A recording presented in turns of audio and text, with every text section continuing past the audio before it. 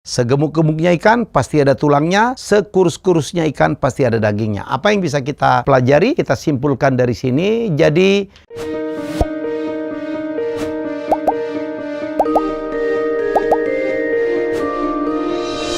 kali ini saya akan membuat satu quote ya, sharing, advice, tips gitu, belajar dari perilaku ikan atau tentang ikan. Yang pertama, ikan itu ya, segemuk-gemuknya ikan pasti ada tulangnya. Begitu juga sekurus-kurusnya ikan pasti ada dagingnya. Jadi sekali lagi, segemuk-gemuknya ikan pasti ada tulangnya, sekurus-kurusnya ikan pasti ada dagingnya. Apa yang bisa kita pelajari, kita simpulkan dari sini. Jadi kembali ke manusia, sejahat-jahatnya manusia pasti ada baiknya. Dan sebaik-baiknya manusia pasti ada jahatnya. Jadi tidak ada yang sempurna di dunia ini. Kembali kepada manusia. Ya, dari orang yang paling jahat sekalipun, musuh kita, orang yang tidak Anda sukai, pasti ada kebaikan yang bisa kita pelajari.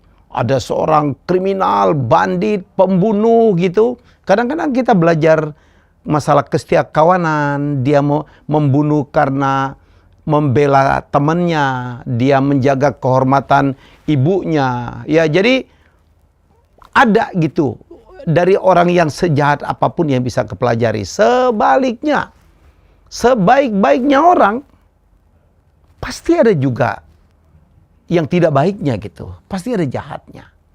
Ya. Jadi ini yang kita suka lupa gitu. Kadang-kadang kita lihat, wah orang ini idola luar biasa.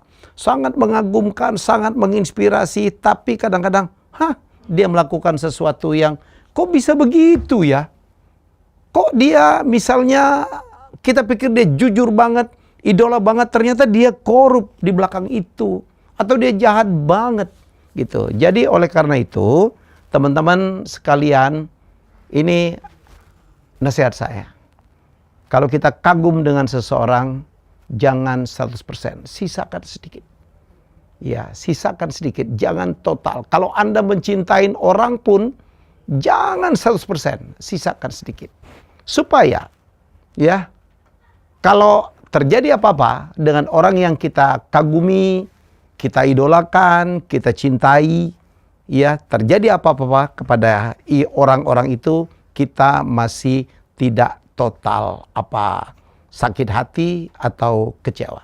Jadi itu yang bisa kita pelajari dari ikan. Jadi sekali lagi, segemuk-gemuknya ikan pasti ada tulangnya, sekurus-kurusnya ikan pasti ada dagingnya.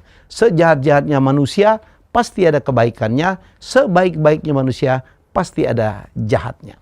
Ya, jangan terlalu fanatik. Nomor 2, ikan.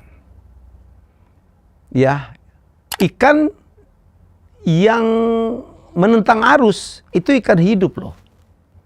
Sedangkan ikan ya yang ikut arus itu ikan mati atau ikan yang dianggap mati. Ya, jadi kalau Anda mau sukses, ya, jadilah orang yang menentang arus, yang bekerja keras. Jadi tidak ikut arus gitu.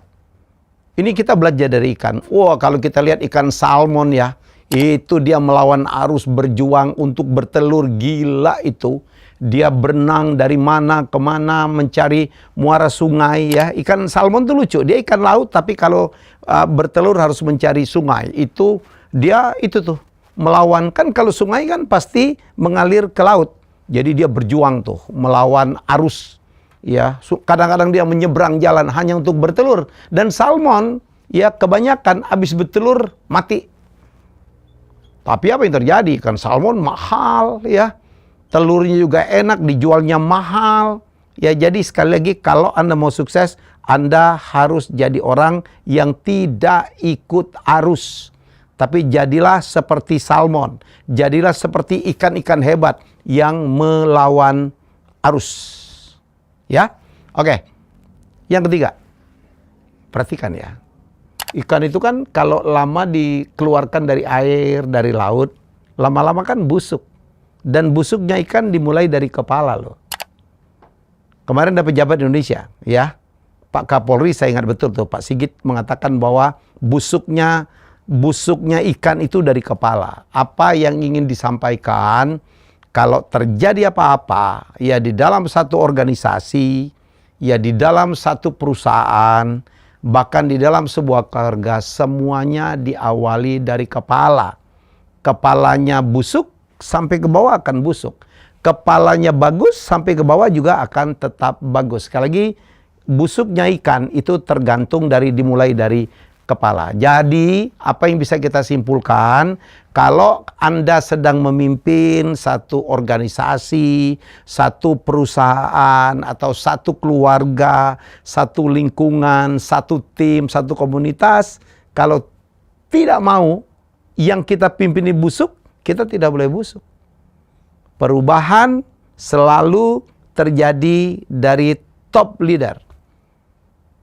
Ya, sekali lagi, perubahan terjadi dari top leader. Dalam perusahaan pun kita mengenal corporate culture, ya, budaya perusahaan. Budaya perusahaan itu adalah terjemahan dari culture-nya atau budayanya pimpinan. Pimpinan lurus, organisasi akan lurus. Pimpinan ke kiri, organisasi akan ke kiri. Pimpinannya jahat, sampai ke bawah akan jahat. Pimpinannya baik, sampai ke bawah akan baik. Jadi, sekali lagi, untuk Anda yang mendapatkan amanah menjadi pemimpin, Anda harus menjadi contoh. Anda tidak boleh merusak organisasi, merusak komunitas yang Anda pimpin, merusak pimpinan yang harus pimpinan dari perusahaan yang Anda pimpin. Jadi Anda tidak boleh melakukan satu. Ingat, perbuatan Anda, sikap Anda, perilaku Anda akan mempengaruhi total dari lembaga yang Anda pimpin. Yuk kita belajar menjadi leader yang baik. Leader harus memberikan contoh. Terima kasih sudah menonton Helmi Bicara. Jangan lupa untuk like, komen, share, dan subscribe.